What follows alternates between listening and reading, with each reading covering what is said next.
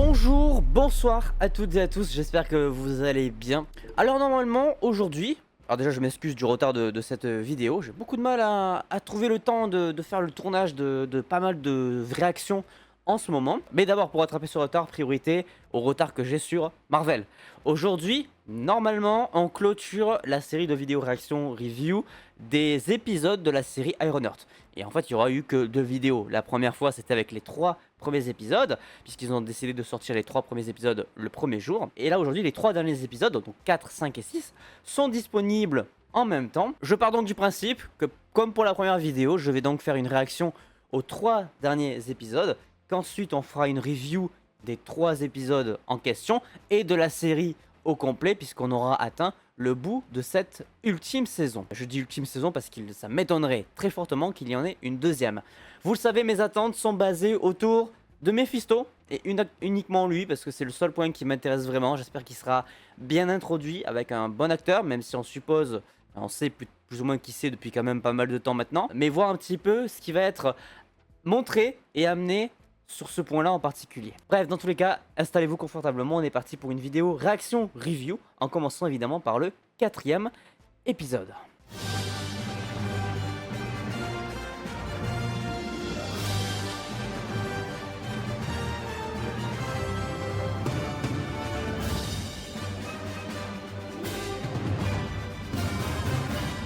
Et comme pour les autres épisodes, on est à peu près sur 1 heure, un peu moins. Avec Zood qui sait que c'est Ironheart qui a plus ou moins laissé son poste mourir dans le dernier épisode. On va avoir donc un épisode flashback sur The Wood, je pense. Et on va voir comment il a signé son pacte avec Mephisto, logiquement. On est donc sur une énième histoire de braquage. Mais ça, c'était avant les événements de la cape. Je suis curieux de savoir comment il l'a trouvé d'ailleurs. Même si c'est forcément logiquement Mephisto qui lui a donné. Mais peut-être qu'ils ont fait un choix différent. Ah, il sait, hein. Il sait que c'est elle. Le problème de The Wood, c'est qu'il est pas du tout menaçant. C'est trop dommage. Oui, c'est nouveau. C'est de la magie. Ça vient de Mephisto. Et non pas de Dormammu dans les comics. L'IA, c'est trop bizarre pour moi, c'est pas réussi malheureusement. C'est trop dommage. Elle est trop humaine.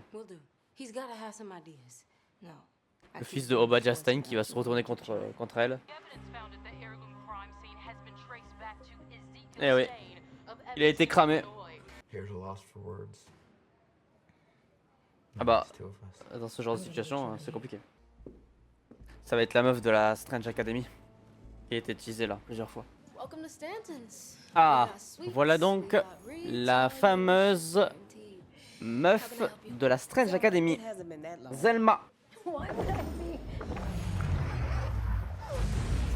What the fuck? Ouais, elle ouvre des portails. Le bootcamp de The Wood du coup. Bah c'est de la magie quoi. Ça a été créé dans une autre dimension. Bah oui, du coup forcément ils le savent. Camartage. C'est trop bien de citer Camartage.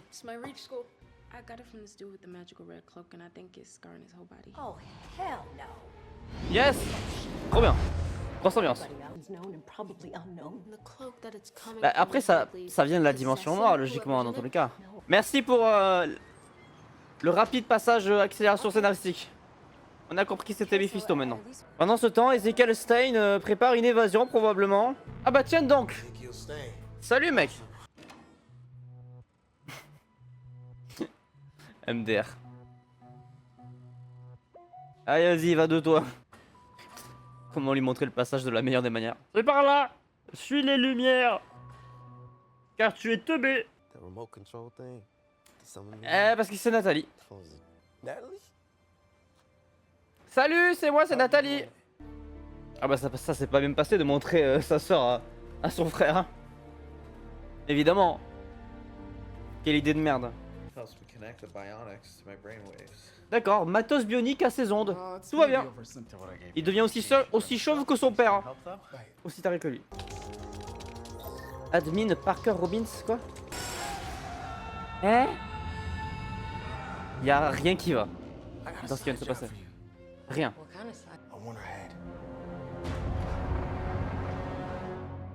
Il veut tuer Riri, C'est plutôt logique. Ok. On part sur l'épisode 5. Un épisode 5 avec Mephisto, par pitié, j'en peux plus d'attendre. C'est maintenant, c'est le M était rouge dans le titre de cet épisode. Ah yes. Oh, capturé d'une vitesse improbable.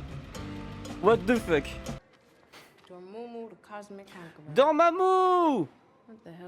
Oh putain, m'avait manqué lui. Comment il va? Ça fait longtemps qu'on l'a pas vu. Oui, voilà, tu fais le résumé de Doctor Strange 1. Oui, ça vient de la dimension noire, mais Mephisto aussi en soi. Oh, dans sa gueule. Ouais, faut refaire, mais au moins 10 fois plus fort. Ah oui, d'accord. Ça balance des gros, quoi. Normal. Ah d'accord. Il se protège avec une planche en acier. Oh, pour le fuck céleste. What the fuck, hein. Oh, le fuck inutile. Ah d'accord. Frappé par un éclair de Obadja.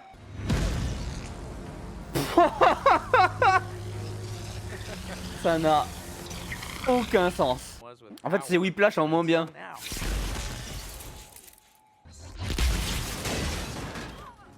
Le mec jette des éclairs avec ses doigts. Ok, Thor. Tout va bien. Ah, bah là, c'est bien parti. Hein. Elle s'est fait démonter la gueule par Thor Wish. On va l'appeler comme ça. Hein. Ça fait toujours des victimes de se battre. Ça, c'est sûr. Ouais, là, il faut une nouvelle armure. C'est tout le problème. Oh putain, d'accord. Je comprends mieux pourquoi la bagnole... Enfin, le costume est de la couleur de la bagnole. Parce qu'elle va démonter la bagnole pour en faire une armure. Il est tellement pas menaçant, The Hood. C'est terrifiant, le pauvre. Hein. Oui, deal est un deal. Tiens donc. Ah, le traitement de Zou il est pas bon, hein, vraiment. C'est tellement dommage, c'est tellement pas menaçant, tellement pas impactant. Inutile à souhait. Pour combattre un dieu maléfique noir d'une dimension parallèle qui menace de manger la terre. Voilà. Et moi, j'attends toujours Mephisto. Il est où, putain? Oh, mon pote à la compote, là. Je suis désolé, monsieur Anthony Ramos, mais vraiment, t'as le pire rôle Marvel de l'histoire, là. En tout cas, t'es très mal dirigé et ton perso est tellement mal écrit. Ah, c'est le... Dans le flashback, c'est là où ils étaient allés avec son pote. Pourquoi il a un costard cravate avec sa cape? C'est hideux.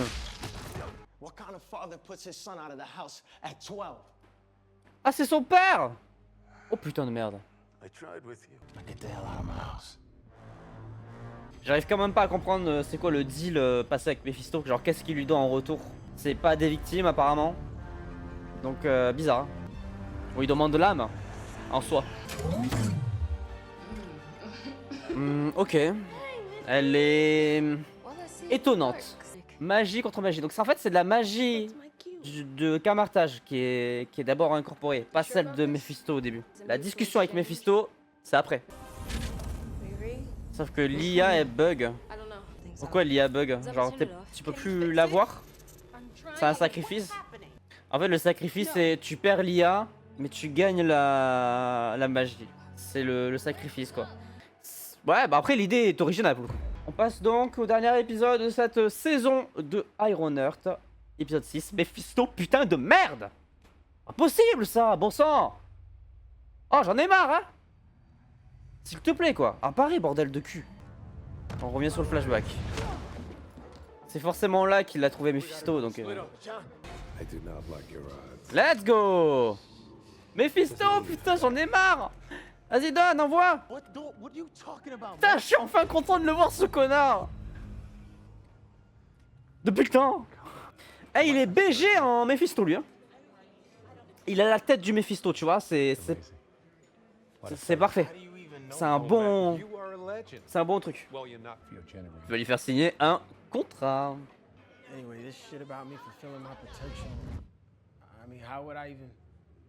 Oh putain. Il a la cape juste à droite là.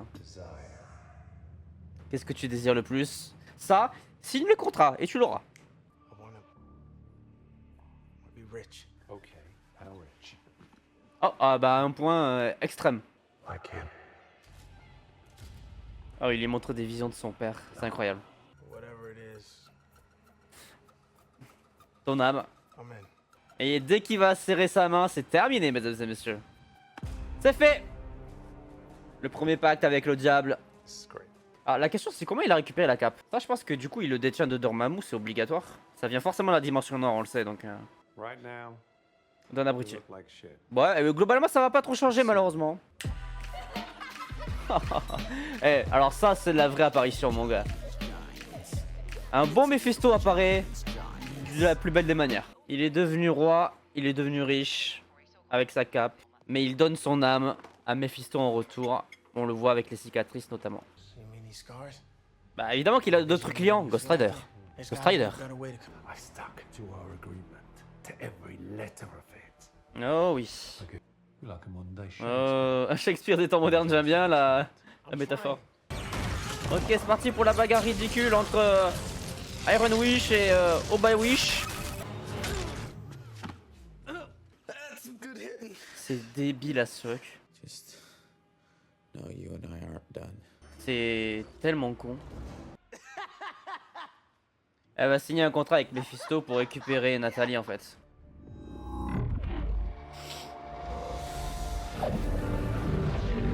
What the fuck? What the fuck? Ah oui, ouais, ça l'énerve. Ça l'énerve. Ah bah ça le transforme. Hein. C'est presque un loup-garou là. Ah bah ce fut extrêmement décevant pour un combat final, enfin du moins très rapide et expéditif. Et il va y avoir le dilemme de est-ce que tu veux la cape pour ressusciter Nathalie. Ouais. C'est un hologramme d'elle-même. T'es sérieux là? Elle s'est fait une IA à elle-même.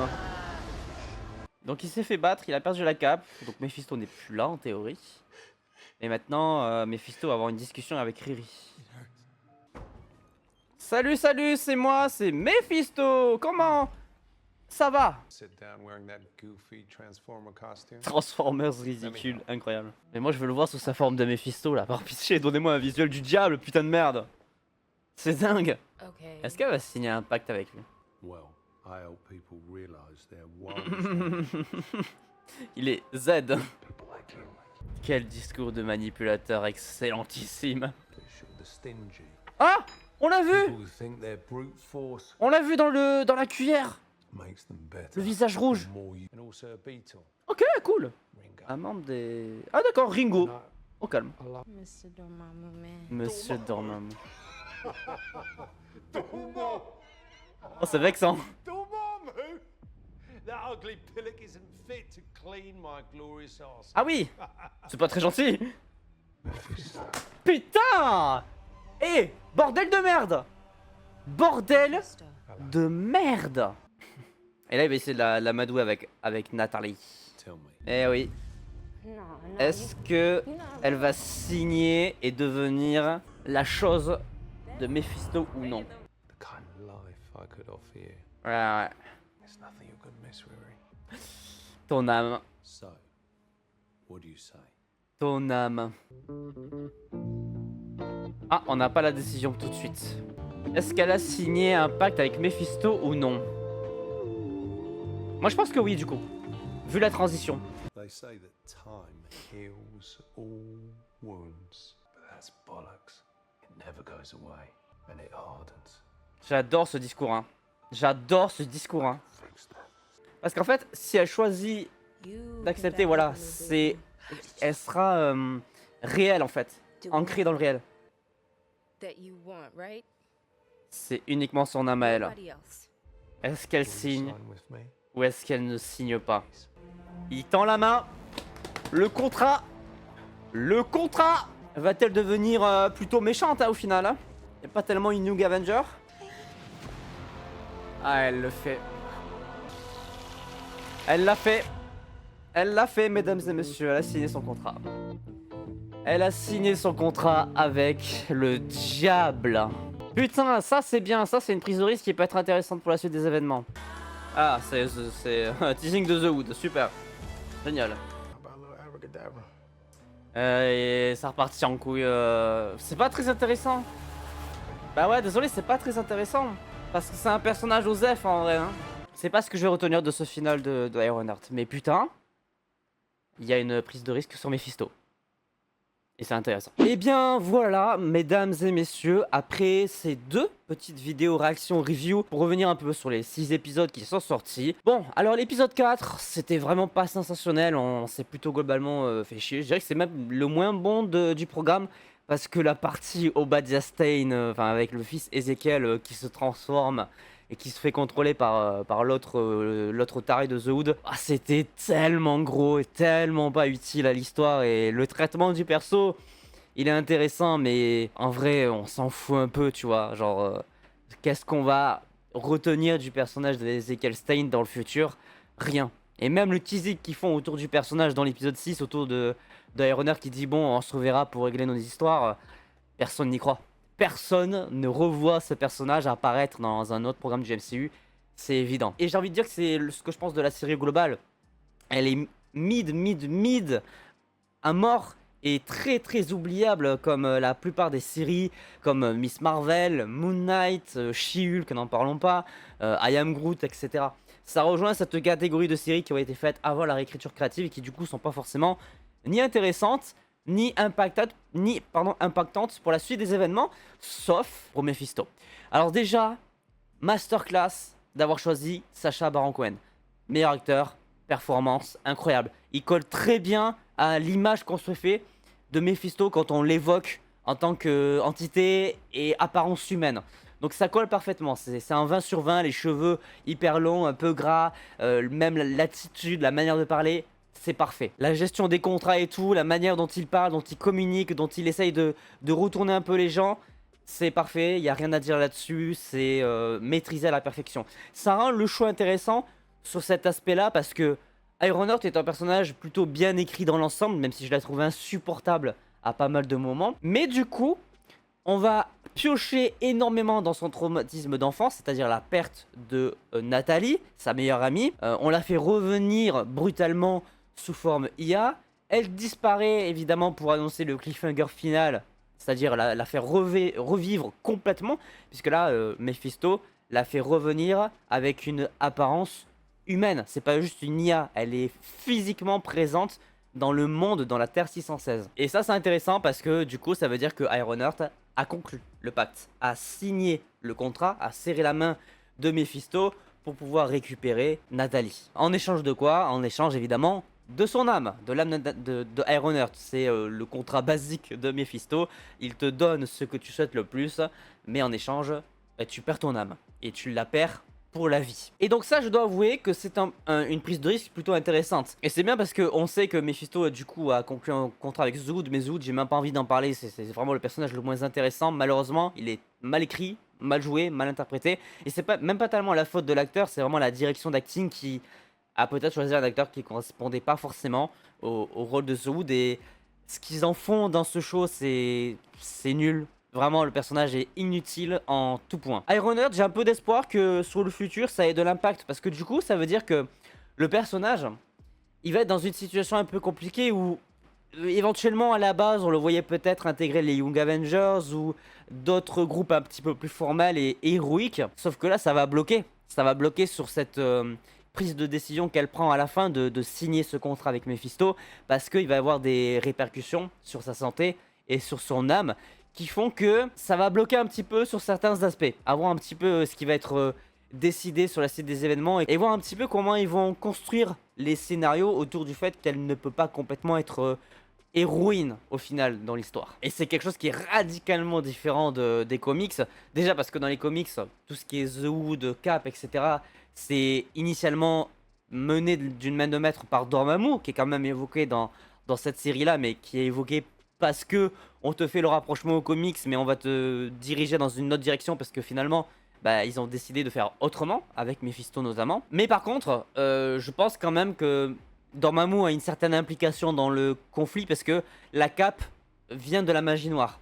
Et donc forcément, elle proviendrait de la dimension noire. Donc ça veut dire que Mephisto, à un moment donné, a dû avoir contact avec Dormammu, puisqu'ils ont l'air de se connaître, et a dû récupérer la cape d'une certaine manière. Bref, ça c'est des détails, mais évidemment c'est pour faire les rapprochements avec ce qui a été initialement commandé dans les comics. Mais hormis ça, hormis Mephisto et le contrat qui est signé avec Ironheart, c'est-à-dire les 20 dernières minutes de l'épisode 6, eh ben malheureusement cette série Ironheart ne m'a pas marqué du tout.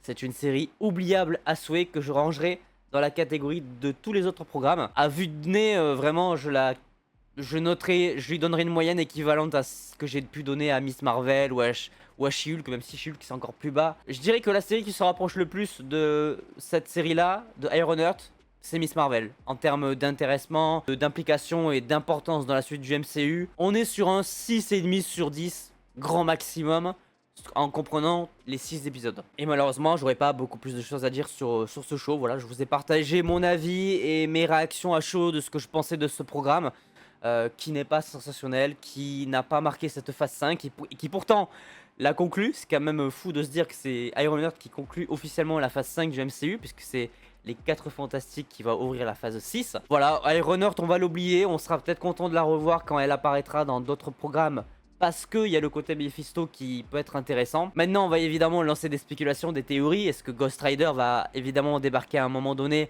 On l'espère, puisque Mephisto est maintenant enfin arrivé dans le MCU, après toutes ces années, après le teasing qui a été fait dans WandaVision et qui finalement n'a jamais été officialisé. 4 ans d'attente pour un personnage qui est censé être emblématique, et j'espère qu'ils en feront quelque chose de bon. En tout cas, pour le moment, c'est ce que j'ai retenu de plus positif dans tout le show Ironheart. La suite, c'est quoi? La suite, je vous donne rendez-vous très prochainement pour notamment finir la saison 2 de The Walking Dead Dead City. On se retrouve en août pour parler un petit peu de Eyes of Wakanda. On aura 4 épisodes à faire en vidéo réaction review. On aura Marvel Zombie un petit peu après sur la période de Halloween, évidemment, ça porte bien son nom. Et surtout Wonder Man, les 10 épisodes de Wonder Man à la fin de l'année 2025. Donc officiellement le prochain rendez-vous Marvel en série, ça sera Eyes of Wakanda, et évidemment juste avant ça, fin juillet, le film Les 4 Fantastiques Premiers Pas avec Galactus.